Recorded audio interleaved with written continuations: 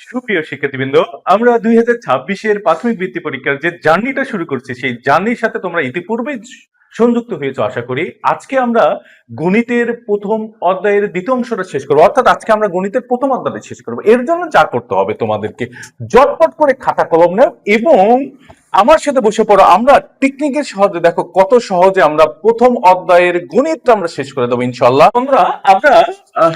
তোমরা স্ক্রিনে দেখতে পাচ্ছ যে আমাদের 8 নম্বর কোশ্চেনে বলা হয়েছে যে কোনো বাড়িতে কত 98,000 অর্থাৎ 98,000 গ্রাম চাল আছে। কত গ্রাম চাল আছে কোনো বাড়িতে?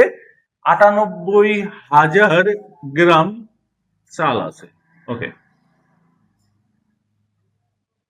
এই 98,000 গ্রাম চাল আছে ওই বাড়িতে প্রত্যেক দিন অর্থাৎ প্রতিদিন চাল দরকার হয় 650 গ্রাম। তার মানে তোমরা কোশ্চেনে কি বলা হয়েছে, যে কোশ্চেনে বলা হয়েছে কোনো বাড়িতে 98,000 গ্রাম চাল আছে, তাদের যদি প্রতিদিন 650 গ্রাম চাল লাগে তবে কত দিনে চাল শেষ হবে। এই যে 98,000 গ্রাম যে চাল আছে সেই চালটা যদি কত দিনে শেষ হবে, কোশ্চেনটা এরকমই বলা হয়েছে। তার মানে এরকম বলা হয়েছে যে তোমরা এই কোশ্চেনটা এইভাবে করতে হবে যে এইখানে মোট চালের সংখ্যা হলো আমার 98,000 গ্রাম এবং প্রতিদিন আমার দরকার হয়েছে 650 গ্রাম। এখন যদি 98,000 গ্রাম চাল কতদিন চলে সেটা আমরা জানি না, সেটাই আমাকে বের করতে হবে। তাহলে কি করতে পারি যে 650 গ্রাম চাল দিয়ে চলে কতদিন? একদিন। 650 গ্রাম দিয়ে চাল দিয়ে কতদিন চলে? একদিন। তাহলে আমরা লেখো বন্ধুরা, 650 গ্রাম চাল লাগে একদিনের জন্য, অথবা 650 গ্রাম চাল একদিনের জন্য লাগে। তাহলে 1 গ্রাম চাল আমার কম লাগবে না বেশি লাগবে? অবশ্যই কম লাগবে। তাহলে একটা জিনিস মনে রাখবা, এই যে উপরের যে সংখ্যাটা আছে, উপরের সংখ্যাটা যদি বড় হয় তাহলে আমার কি হবে, আর নিচের সংখ্যাটা যদি ছোট হয় তাহলে আমার হবে ভাগ। কি হবে? ভাগ হবে।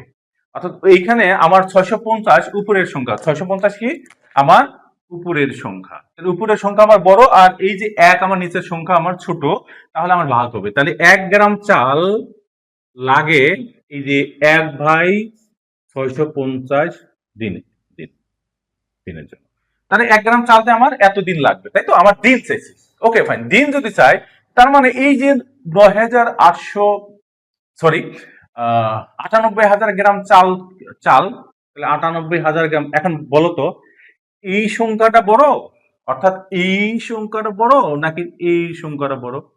অবশ্যই এই সংখ্যাটা বড়। যেহেতু নিচের সংখ্যা যদি বড় হয় উপরের সংখ্যা ছোট হলে তাহলে কি হবে? গুণন হবে। অর্থাৎ নিচের সংখ্যা যদি আমার বড় হয় এবং উপরের সংখ্যা যদি আমার ছোট হয় তাহলে কি হবে? গুণন হবে।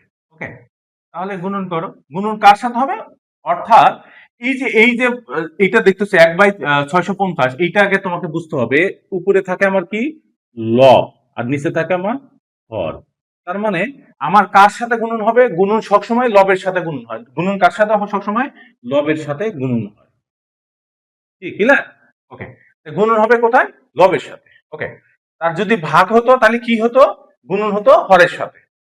ওকে, তাহলে গুণন হচ্ছে কার সাথে? লবের সাথে। তাহলে এত গ্রাম চাল লাগবে। তাহলে এই যে 98,000 ভাগ 650। এখন এই 98,000 ভাগ 650, তাহলে এখন টেকনিকে যেহেতু আমাদের ভাগ করতে গেলে এইখানে আমার শূন্য আছে কয়টা? 3টা। কয়টা আছে? 3টা। আর এখানে আছে কয়টা? একটা। তাহলে বলতো যে 3টা থেকে আমি একটা শূন্য কি কাটতে পারি না? অবশ্যই কাটতে পারি। তাহলে আমি একটা শূন্য কেটে দিলাম, এখানে একটা শূন্য কেটে দিলাম, এখানে কেটে দিলাম। ওকে, 65 থাকলো। এখন তুমি বলো যে এই যে আমরা ভাগ করতে গেলে কি হয়? ভাগ বিষয়টা কেমন এটা তো জানো। এই যে 98, এটাই তো ভাগ। হুম, এটাই ভাগ। এই বল। ওকে, তাহলে দেখো এখন নরমালি চিন্তা করো যে যদি আমরা এইখানে চিন্তা করি, তোমাদেরকে আমি এইভাবেও দেখা দিচ্ছি, এইভাবে দেখা দিচ্ছি, দুইভাবে দেখছি, যে যেভাবে করতে পারো আর কি। তাহলে বলো তো এই যে এইটা, এই 98 এর ভিতরে 65 কতবার যায়? বলো। একবার যায়, তাই তো? আমার 65 একবার গেল। তাহলে আমি এইখানে নিচে কি দিব? 65 দিব। 65 দিলে আমি এখন বিয়োগ করব, কাতে বিয়োগ করব? এই যে উপরে 8 আছে নিচে 5 আছে, তাই তো? তাহলে 5 আছে 8 আছে, তাহলে কত? 5 আছে, তাহলে কত হলে 8 পাবো? 3। তাহলে আমি 8 থেকে 5 মাইনাস করলাম। হাতে কোনো কিছুই থাকে না। তখনই থাকতো যদি উপরের সংখ্যা আমার ছোট হতো আর নিচের সংখ্যা বড় হলে, তখন হচ্ছে আমার হাতে থাকে। কিন্তু উপরের সংখ্যা যেহেতু আমার বড় আর নিচের সংখ্যা ছোট, তখন আর হাতে থাকবে না। তার মানে এই আবার কি হবে? উপরে 9 আছে, বড় সংখ্যা নিচে ছোট, তাহলে 9 আছে 6 আছে, কত হলে 9 পাবো? 3 পাবো। তার মানে আমি 33 পেলাম। ওকে, তাহলে 33 পেলে একটা শূন্য, এইখান থেকে আমি একটা শূন্য কি করলাম? কেটে, এইখান থেকে একটা শূন্য তুমি নিয়ে আসো। ওকে, এখন দেখো আমরা কিন্তু অলরেডি এই শূন্যটা কেটে দিয়েছিলাম, এই শূন্যটা নিব না। এই যে এখানে দিয়েছি, যেহেতু 65, আমি কি করেছি? 65 আমি কিন্তু 650 দিয়ে ভাগ করিনি, আমি 65 ভাগ করছি। ওকে, এখন 350, এখন বলো তো যে এই যে 350-এর ভিতর, 330-এর ভিতর 65 কতবার যায় বলো তো? আর তুমি আগে এইভাবে চিন্তা করো, তুমি যখন গুণন করবা তখন এইভাবে চিন্তা করবা যে আগে নরমালি আমার কত চিন্তা করো যে 60। হ্যাঁ, তাহলে 60 কে যদি তুমি 5 দিয়ে গুণন করো কত হবে? আমার 300, তাই তো? অর্থাৎ 0, 0, 3, 6, 30। ওকে, আবার তাহলে আমার কত এইখানে এই 60 থেকে আবার কত থাকলো? আমার 5 থাকলো। এই 5 কে যদি তুমি 5 দিয়ে গুণন করো 25, তার মানে তুমি কত পাচ্ছ? 25, 325 পাচ্ছ, তাই তো? এখন 325 পাচ্ছ কত দিয়ে? অর্থাৎ 65 330-এর মধ্যে কতবার যায়? 5 বার যায়। তাহলে আমি এখানে কি লিখলাম? 5 লিখলাম। ওকে, তাহলে এখানে কত থাকবে? 325। তাহলে এখন হাতে কত থাকবে? 5 থাকবে। ওকে, তাহলে এই যে আমি আরেকটা শূন্য নিয়ে আসলাম। এখন বলো যে যেহেতু এইটাও দুটো সংখ্যা, এটাও দুটো সংখ্যা, তাহলে এই দুটো সংখ্যার মধ্যে যদি একবার না যায়, আমরা কি লিখি বলতো? লিখি হচ্ছে শূন্য, একটা শূন্য দিই, শূন্য দেওয়ার পর তার পয়েন্ট দিই। তার মানে এইখানে আমার আছে 50, এইখানে আছে আমার 65। এখন টেকনিকটা হলো যে বলতো দিন কি কখনো এরকম ভগ্নাংশ আকারে হয়? হয় না। তার মানে পরিপূর্ণ দিনই নিতে হবে। যেহেতু আমার এখানে 50 আছে আর এখানে 65 আছে, তার মানে নর্মালি চিন্তা করো যে আমাকে আর একদিন যোগ করে নিতে হবে। তার মানে কি আরো একদিন এর সাথে আমি কি করব? আমি যোগ করব। যদি আমি যোগ করি, তার মানে এটা আমি কত পাচ্ছি বলতো? এখানে পাচ্ছি 151 দিন। তার মানে এই যে আমার 8 নম্বর যে কোশ্চেন, 8 নম্বর কোশ্চেনের অ্যান্সার আমার 151 দিন। তার মানে এই চাল দিয়ে 151 দিন চলবে। 9 নম্বর কোশ্চেনে তোমরা স্ক্রিনে অলরেডি দেখতে পাচ্ছ, কি দেখতে পাচ্ছ? যে একটি বই তৈরি করতে ধরো 138 তা কাগজ লাগে। মানে একটা বই তুমি ধরো তোমার এই যে ক্লাস 5 এর বই, এই বইটা তৈরি করতে ধরো ধরো 138 তা কাগজ লাগে। ওকে, এখন 138 তা কাগজ লাগে, তার মানে ধরো যে যারা বই প্রকাশ করে তাদের কাছে 70,000 টা কাগজ আছে। 70,000 যদি কাগজ থাকে, এই কাগজ দিয়ে কতটি বই তৈরি করা যাবে? তার মানে একটি বই তৈরি করতে আমার কতটা কাগজ লাগে বলতো? একটি বই তৈরি করতে আমার একটা বই তৈরি করতে এই লাগতেছে কতটা কাগজ? 138 টা কাগজ। 138টা কাগজ লাগতেছে, তাই তো? এখন 138টা যদি কাগজ লাগে, তাহলে তোমার কাছে আছে কাগজ, তোমার কাছে মোট কাগজ আছে হচ্ছে 70,000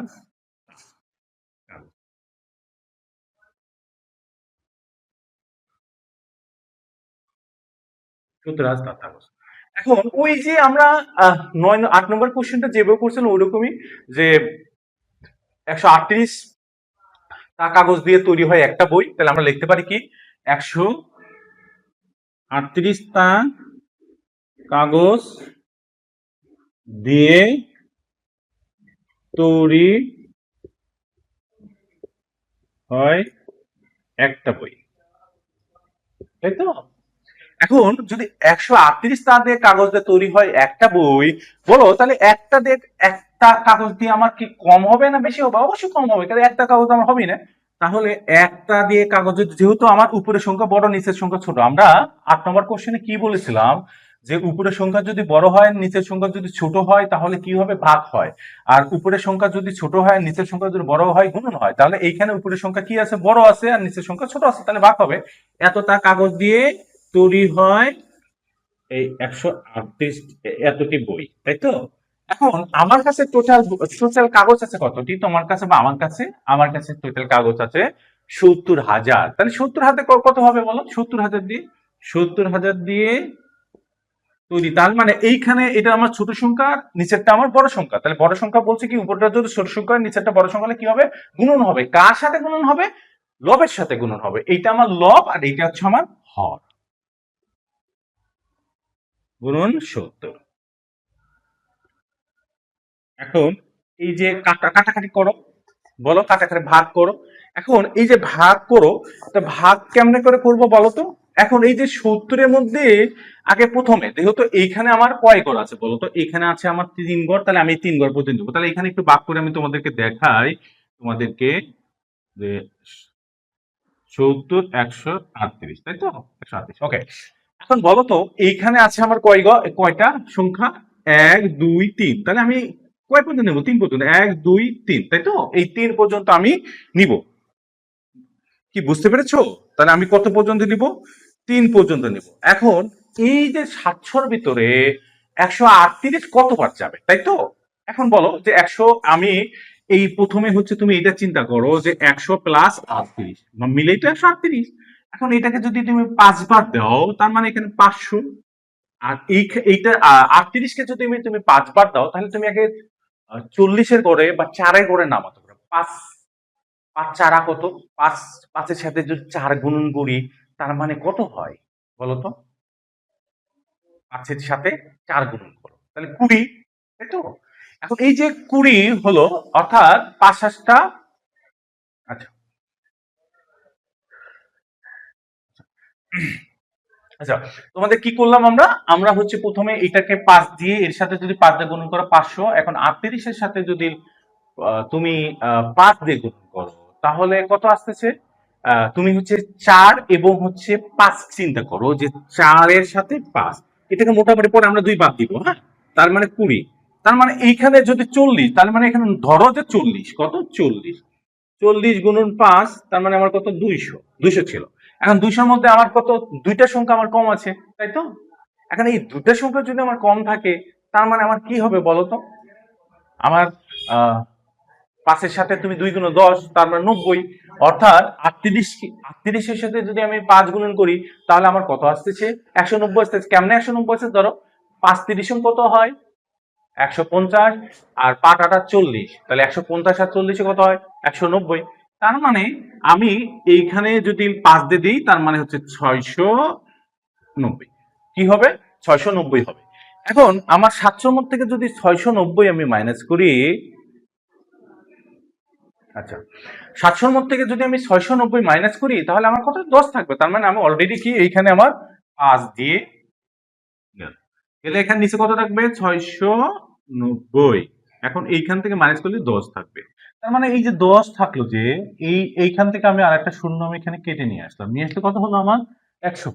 এখন এইখানে সংখ্যা আছে কয়টা? একটা, দুইটা, তিনটা। বাট এখানে সংখ্যা আছে তিনটা। এখন সেম সংখ্যা যখন আহ, আমার কি ভাজকের ভিতর, ভাজ্যর ভিতরে থাকে এবং ভাজকের ভিতরে থাকে, দুটাই সেম। এখানেও আমার তিনটা সংখ্যা, এখানেও তিনটা। তার মানে যখন সেম সংখ্যা যায় মধ্যে না গেলে একটা শূন্য দিলাম। তাহলে একটা শূন্য দিয়ে আমি আরেকটা গড় নিয়ে আসলাম, এইটা নিয়ে আসলাম।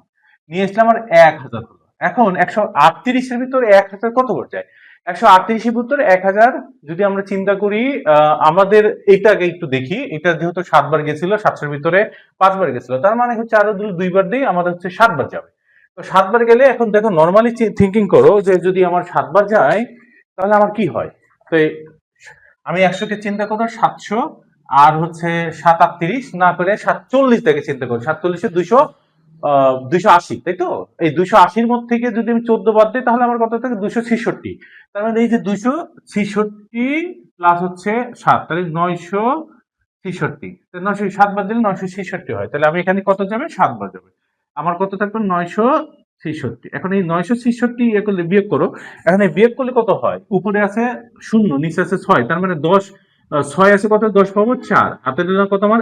1, এবং এইখানে আছে 1, 6 এর 1-এ 7, তাহলে কত আছে? 10 পাবো 3, 34। তার মানে 34। এখন বিষয়টা কি দাঁড়ালো? বিষয়টা এই দাঁড়ালো, এখানে যদি আমি এখন কাটাকাটি করি, 700, 504, অর্থাৎ এই যে দিস্তা বা তৈরি কাগজ আছে, এই কাগজ দিয়ে 70,000 কাগজ দিয়ে আমার 507টা বই হবে। কয়টা বই হবে? 507টা আমার বই হবে। এখন 507টা বই হলে আরো 34টা কাগজ অবশিষ্ট থাকবে। অ্যান্সার এটাই। আশা করি তোমরা 9 নম্বর কোশ্চেনটা বুঝতে পেরেছো। চলো এখন 10 নম্বর কোশ্চেন আমরা সলভ করি। কোশ্চেনে তোমরা স্ক্রিন বোর্ডে দেখতে পাচ্ছ যে শফিক সাহেব তার নিজ গ্রামে দরিদ্রদের মাঝে 750টি অর্থাৎ 750টি 500 টাকা নোট দান করলেন। তিনি মোট কত টাকা দান করলেন? তার মানে আহ ও তাদের গ্রামে 750 জন দরিদ্র ছিল এবং প্রত্যেককে 500 টাকা করে একটা করে নোট দিল। তাহলে 500 টাকার একটা করে নোট দিলে তুমি একটা নর্মাল চিন্তা করো, কেমন একটা নর্মাল চিন্তা করো যে আমরা তো অবশ্যই 500 টাকার বান্ডেল সবাই দেখেছি না? এখন 500 প্রত্যেকটা বান্ডেলে কতগুলো টাকা থাকে বলো তো? 100টা নোট থাকে। তাহলে 100টা নোটের মূল্য কত? 50,000 টাকা। তার মানে উনি টোটাল কতটা বান্ডিল দিয়েছে? 750টি। তাহলে নর্মাল আগে এইভাবে চিন্তা করো যে উনি 7টা বান্ডিল দিয়েছে, তাহলে প্রত্যেকটা বান্ডিলের টাকার পরিমাণ যদি আমার 50,000 টাকা হয়, 7টা বান্ডিলের টাকা পরিমাণ কত? তাহলে 5,735। তার মানে 3,50,000 এবং 50টা অর্থাৎ 500 টাকা নোট যদি 50টা হয়, যদি একটা বান্ডিলে 50,000 হয় তাহলে 50টার দাম 25,000, তাহলে 3,75,000 টাকা উনি দিয়েছে। এইটা আমরা মুখে মুখে করে দিলাম। তাহলে দেখি যে কি হলো। 750টা তাহলে কত টাকা দিয়েছেন? তাহলে কত টাকা দিয়েছেন হচ্ছে কত টাকা দিয়েছেন? একটা নোট সমান একটা সমান কত? নোট সমান 500 টাকা। একটা নোট সমান কত? 500 টাকা। তাহলে এই যে 750টি নোট সমান টাকা, একটা নোট সমান 500 টাকা। তাহলে 750টি নোট সমান আমার হবে গুণন হবে। কেন গুণন হবে? কারণ এটা গুণন হবে 750। এখন 750 যদি গুণন করো, এখন নর্মালি এখন চিন্তা করো যে আমি এই শূন্যটা এই শূন্যটা এই দুইটা শূন্য আমি একটু মনে মনে হাতে ধরে নিলাম, তোমাদের গুণনের জন্য সুবিধার্থে বোঝানোর জন্য ধরে নিলাম। আচ্ছা, তার মানে এইখানে 5 আছে। এখন এই যে 5 যদি চিন্তা করো, এখন বলো তো যে 7-এর ঘরে নামতা কিছু, 5 7 কত? 35, তাই তো? আচ্ছা, 35 যদি হয় আহ, অথবা 75 ঘরের নামতা করতে পারো যে 100 ঘরের নামতা কত? 110-এ 1,000, তাহলে 75 যদি হয় তাহলে কত হবে? 75 হলে 60,5।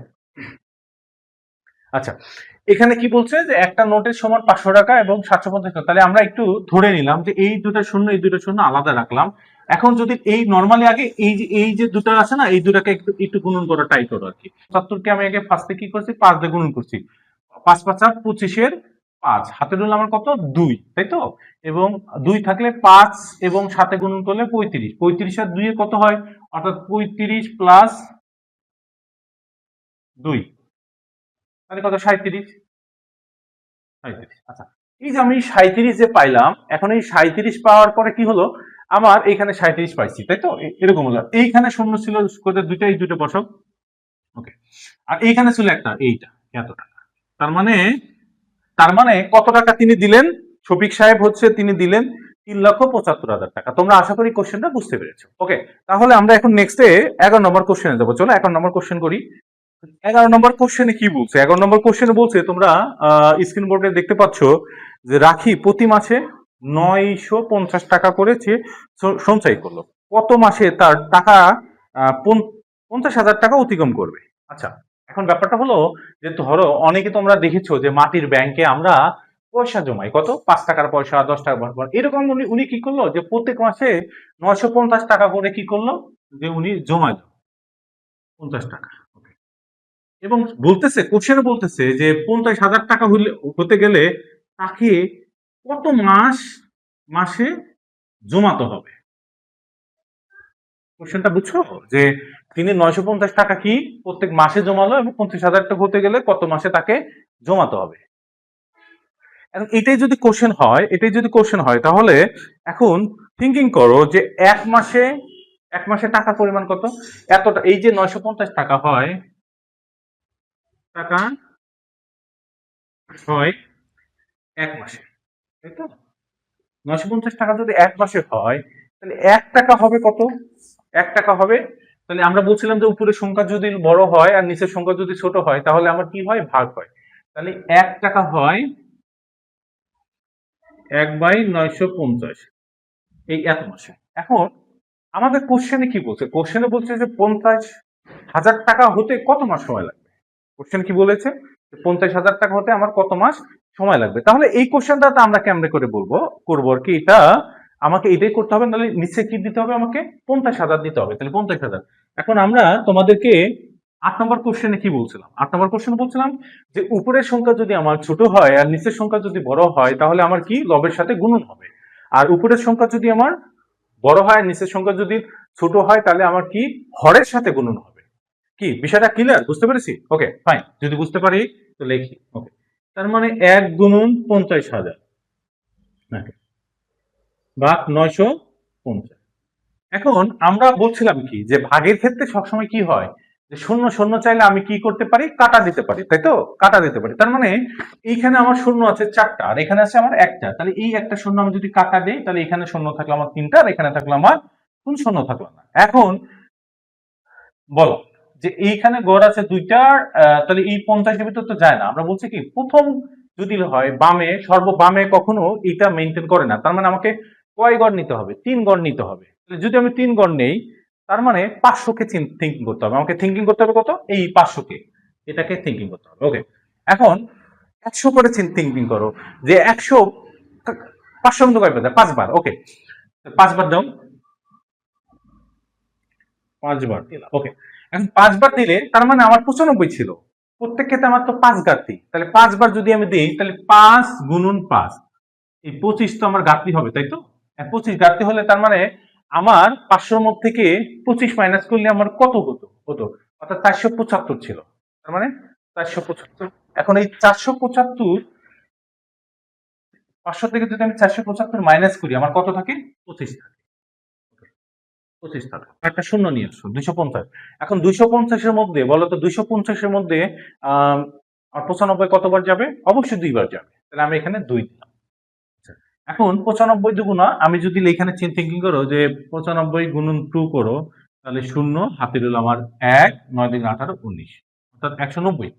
190 তার মানে এইখানে হবে কি 190। আচ্ছা, এখন 190 যদি থিঙ্কিং করো 250-এর মধ্যে থেকে যদি 190 বাদ দাও, অর্থাৎ 250 মাইনাস 190, তার মানে আমার থাকবে 60 টাকা। এখন এই 60 টাকা তো অবশিষ্ট থাকবে না, কারণ আমি তো মাসে হিসাব করছি। কি করছি, আমাকে মাসে থিঙ্কিং করতে চার, মাস তো সবসময় পূর্ণ হয়। এই জন্য আমাকে এর সাথে কি করতে হবে, আর এক যোগ করতে হবে। ওই যে তোমার 8 নম্বর কোশ্চেন এক যোগ করলাম, তার মানে টোটাল হচ্ছে 53 মাস। কত মাস, 53 মাস। আশা করি তোমরা এই 11 নম্বর কোশ্চেন বুঝতে পেরেছো যে এই 53 মাস কেমনে করে হলো। ওকে ফাইন, যদি 11 নম্বর কোশ্চেন বুঝতে পারো তাহলে আমরা এখন করব হচ্ছে 12 নম্বর কোশ্চেন। চলো আমরা একটু 12 নম্বর কোশ্চেনটা করে ফেলি। 12 নম্বর কোশ্চেনে আমাদের কি বলা হয়েছে যে আসাদ উনি মুরগি খামার করার জন্য 345টি ব্রয়লার মুরগি 225 টাকা দরে ক্রয় করলেন, এতে তার কত টাকা খরচ হলো। এখন মিস্টার আসাদ নামে একটা ভদ্রলোক, যিনি হচ্ছে কি একটা ব্রয়লার ফার্ম করবে। তোমরা ওই যে সাদা মুরগি যেটা দেখেছো ব্রয়লার মুরগি, ওই মুরগি ফার্ম করবে। এবং প্রত্যেকটা মুরগি কি করলো, যে উনি করলো কত, 345টি মুরগি 225 টাকা দরে তিনি ক্রয় করলেন। কত টাকা দরে, 345টি মুরগি 25 টাকা দরে ক্রয় করলেন। এখন ব্যাপার হচ্ছে যে তুমি যদি একটা মুরগি 225 টাকা করে কেন, তাহলে দুইটা মুরগি তো অবশ্যই একটা মুরগির থেকে বেশি হবে। তার মানে 2 গুণন 225, তিনটা হলে কি হবে 3 গুণন 225। ঠিক তেমনি তুমি তো মুরগি, আচ্ছা মুরগি কিনেছে কতগুলো, তিনি মুরগি কিনছেন হচ্ছে 345, দর কত, দর হলো 225 টাকা। কোশ্চেন এদিকে বোঝো। তার মানে যদি 345টি মুরগি 345টি মুরগি দর হচ্ছে 225 টাকা, তার মানে একটা মুরগি কিনতে যদি আমার 225 টাকা লাগে, তাহলে আমরা কোশ্চেনে কি লিখতে পারি, যে একটা মুরগি খরচ 225 টাকা, তাই তো? একটা মুরগির খরচ কত টাকা, 225 টাকা। তার মানে 345টা মুরগির দাম 345টা মুরগি। আমরা কি বলছিলাম যে উপরের সংখ্যা যদি আমার বড় হয়, বড় হয় আর নিচের সংখ্যা যদি ছোট হয়, তাহলে আমাদের কি হয়, হরের সাথে গুণ। আর উপরের সংখ্যা যদি ছোট হয়, নিচের সংখ্যা যদি বড় হয়, তাহলে লবের সাথে গুণ। এইটা হলো ছোট আর এটা বড়, তার মানে এইটা হর আছে, হরের সাথে গুণন হবে, লবের সাথে গুণন হবে। তাহলে 225 গুণন 345 টাকা। এখন গুণন করো। আচ্ছা, এইটাকে এখন গুণন করো। গুণন করলে আমাদের কি হবে বলতো? যদি গুণন করো তার মানে এই যে ক্যালকুলেটে করো, ভেঙে ভেঙে গুণন করো, দেখি একটু গুণন করি, চলো এই পাশে থিঙ্কিং করো, গুণন করো যে 345, ওকে, এবং 225 একটু গুণন করি। 5 কথা 25-এর 5, হাতে হলো আমার 2, 2, 5, 4 কথা 20 আর দিয়ে 22-এর 22, 22-এর 2, হাতে হলো আমার 2, 3 5 15 আর 2 17, ওকে। আবার এদিকে করো 5 দুগুণে 10-এর 0, হাতে হলো আমার 1, 4 দুগুণে 8, 1 9 আর 6। আবার এইটা চিন্তা করো, 0 সেম 9 6, তাহলে 5 2 আর 9 আর 6, 9 6 কত, 16 6, হাতে দিল আমার 1, আচ্ছা 1 আর 9 10, 10 16, 17 7, হাতে দিল আমার 1, তাহলে 7। তার মানে 77,625 টাকা, 77,625 টাকা লাগবে। কত লাগবে এটা গুণ করলে কত আসে? 77,625 টাকা। তার মানে তিনি যদি 345টি মুরগি 225 টাকা দরে ক্রয় করেন, তার মোট খরচ হবে কত? 77,625 টাকা। তো চলো আবার নেক্সট 13 নম্বর কোশ্চেনটা করি। 13 নম্বর কোশ্চেনটা তোমরা অলরেডি স্ক্রিনে দেখতে পাচ্ছ। কি দেখতে পাচ্ছ? একটি আলমারিতে 560টি বই রাখা যায়। একটি আলমারিতে কতগুলো বই রাখা যায়? 560টি, ওকে। এরকম কতটি আলমারিতে আমার কতগুলো, অর্থাৎ 3,79,680টি বই রাখা যাবে। অর্থাৎ একটা আলমারিতে কতগুলো বই রাখা যায়? 560টা, ওকে। তার মানে আমাকে একটা আলমারিতে 560টা যদি আমি বই রাখি, তাহলে তার মানে আমি টোটাল বই রাখতে চাচ্ছি কত? 3,79,680টি বই রাখতে চাচ্ছি, ওকে। তার মানে আলমারির সংখ্যা চাইছে। ওই যে আমরা কিছুক্ষণ আগে 11 নম্বর কোশ্চেন অথবা হচ্ছে 8 নম্বর কোশ্চেন যেরকম করছি, সেম ভাবে কোশ্চেন করতে হবে যে একটা আলমারিতে কতগুলা বই রাখা যায়। একটা আলমারিতে আলমারি 600 কত কত 560। এখন আমার টোটাল বই কত? মোট বই হলো আমার 3,79,680টি, তাই না? একটা আলমারিতে আমার কতগুলো বই রাখা যায়? 560টি, এবং আমার টোটাল বই রাখতে হবে 3,79,680টি। এখন মোট আলমারির সংখ্যা কত হবে? কোশ্চেনে এটাই বলা হয়েছে যে মোট কতটা আলমারি আমার লাগবে, ওকে। যেহেতু আমার মোট আলমারির সংখ্যা বলা হয়েছে, তার মানে এই যে 560টা বই রাখতে আলমারি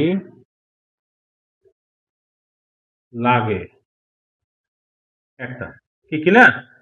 তাহলে বলো তো যে একটা রাখতে কত? একটা, তার মানে কি, এটা কি উপরের সংখ্যা বড় নিচের সংখ্যা ছোট? তার মানে কি হবে, আমার লবের সাথে লব এবং এটা ভাগ হবে, তাই তো? 1/560, ওকে। এখন আমার টোটাল বই সংখ্যা কত? 3,79,680। এটা সাথে দাও 3,79,680, 560।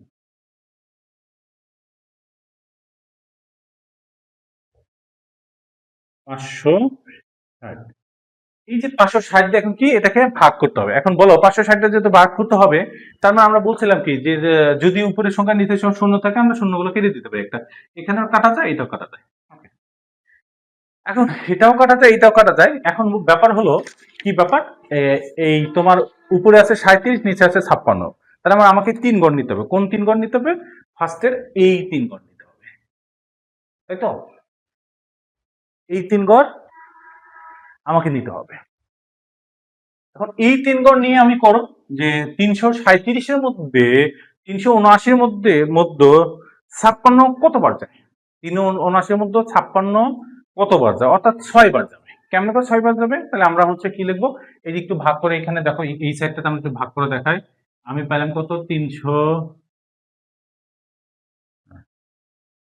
যদি একটু ভাগ করি 37, 60 ভাগ হচ্ছে 56। তার মানে কতবার যাবে এটার ভিতরে? এই তিনটার ভিতরে যাবে হচ্ছে আমার 6 বার। এখন 6 বার গেলে চিন্তা করো, এই যে 6 6 36-এর 6 এইটার সাথে গুণন করো, হাতে হলো আমার কত 3, এবং 3 পা দেন হচ্ছে 5 6 30 আর 3 কত 33। এখন এই যে 703 7 9 এইটার মধ্যে যদি আমি 336 বাদ দাও তাহলে কত 3, তাই তো? আর এখানে 4, তারপর আমার 43 থাকবে। কত থাকবে এখানে? 43 থাকবে। এখন এই যে 43 থাকলো, এই 43 এইখান থেকে থাকলো, এখান থেকে আরো 6 কেটে নিয়ে আসো। তার মানে আমার কত হলো? 436 হলো। এখন এই 436-এর মধ্যে কতবার যাবে? 436-এর ভিতরে আমার কতবার যাবে বলো? 436-এর ভিতরে যদি আমি চিন্তা করো, কয়বার দিতে পারো? এইটা যেহেতু 6 বার দিচ্ছ, 7 বার দাও, 7 বার যাবে। তাহলে 7 বার দাও, তাহলে কত হবে? আমি এখানে 7। ওকে, তুমি 7 বার যদি চিন্তা করো তাহলে এদের সাথে 7 গুণন করো, তাহলে 6 7টা 42-এর 2, হাতে ধরলে আমার কত? 6 7 4, এবং 5 7 35 আর 4 5 7 35 এবং 4 39, 392। তাহলে আমি এখন কি করব? 392, এই যে 436 থেকে যদি এখন 392 বাদ দাও, 436 থেকে 392 বাদ দিলে কত? 4, হাতে হলো 4, এবং হচ্ছে কত আছে? 4, হ্যাঁ, এবং 9 আছে 13 13, অর্থাৎ নিচে 9 আছে, উপরে কত 13 পাবো? আমাকে 4 লাগবে, তাই তো? 4 4 হাতে একে শূন্য, তাহলে চল অলরেডি আমাদের কত? 67, অর্থাৎ 67, অর্থাৎ 6 7 গেছে। তাহলে এই যে 440 যে আমরা পাইলাম, এই 440-এর ভিতরে, এখন 440-এর ভিতরে আবার কতবার যায়? আবার 7 বার দাও, তাহলে আবার 7 দাও।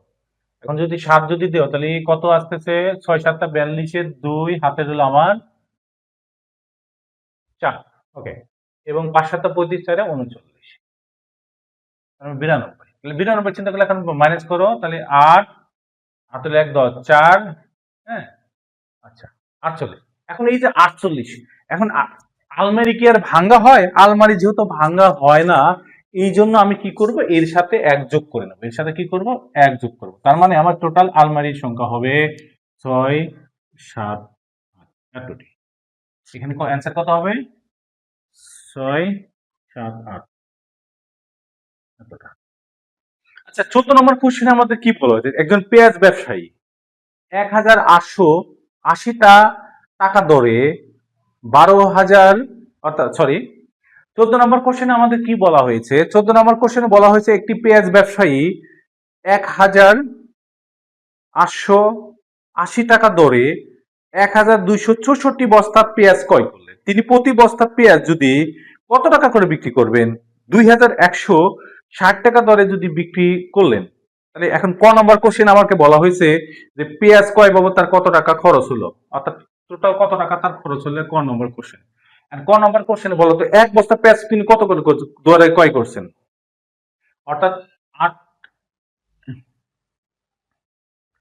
1800 টাকা বস্তা দরে ক্রয় করে, তাই তো? ক্রয় মূল্য 1880 টাকা দরে যদি ক্রয় মূল্য হয়, তার মানে টোটাল ক্রয় করছিল কতগুলো তিনি বস্তা?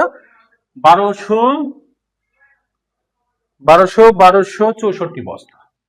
আচ্ছা, এখন তাহলে আমার কি করতে হবে? তাহলে বলো যে এক বস্তা পেঁয়াজের দাম 1860 টাকা। তাহলে আমরা লিখতে পারি কি, এক বস্তা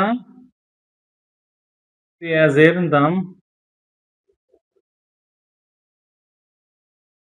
কত টাকা? 1880 টাকা। তার মানে তিনি টোটাল ক্রয় করছেন কত? 1264। 1264 বস্তা পেঁয়াজের দাম 1860 গুণন 1264। আচ্ছা, এটা গুণন করো। তো গুণন করলে আমাদের কি আসবে বলো তো? তোমরা বলো, অথবা ক্যালকুলেটর ইউজ করতে পারো। গুণন করলে আমাদের আসবে, আমরা সরাসরি আর এটা গুণন দেখালাম না, তোমাদের তো প্রত্যেক ক্ষেত্রে গুণন দেখাইছি। তাহলে আমাদের আসবে কত? 37, 37, 63 আর 63, 20। এত টাকা তুমি হচ্ছে কি করলে পেজ করলে। এটা হচ্ছে ক নম্বর কোশ্চেনের অ্যান্সার। Okay fine. ক নম্বর কোশ্চেনের যদি অ্যান্সার এইটা হয়, তার মানে ক নম্বর কোশ্চেনে আমার অ্যান্সার এইটা পাইলাম। এখন তাহলে আমার খ নম্বর কোশ্চেনে আমার কি করতে হবে? অ্যান্সার বের করতে হবে। এটা ক্রয় মূল্য ছিল, এখন বিক্রয় মূল্য কত? তাহলে প্রত্যেক বস্তা আপনি বিক্রি করেছেন হচ্ছে 2150 টাকা করে। তাহলে কত বস্তা বিক্রি করেছে? বিক্রি মূল্য 2150 টাকা প্রতি বস্তা। আচ্ছা, তার মানে 1800, আচ্ছা, তার মানে আমাদের 1264 বস্তা বিক্রি কত করবে? তার মানে এইখানে দেখো 1264 গুণন 2150 গুণন করো। তো একটু চলো আমরা একটু গুণন করি। আচ্ছা, আমরা কি করলাম? আমরা হচ্ছে এটাকে গুণন করে আমরা পাইলাম 27,17,600 টাকা। 27,600 টাকা কি আমার বিক্রয় মূল্য। তাহলে বিক্রয় মূল্য যেহেতু এটা আছে, আমার ক্রয় মূল্য এটা। আমরা জানি যে লাভ কেমনে, লাভ সমান বিক্রয় মূল্য মাইনাস ক্রয় মূল্য।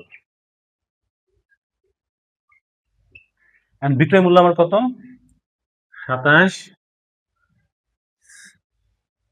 17,600 মাইনাস ক্রয় মূল্য এই যেটা ছিল 23,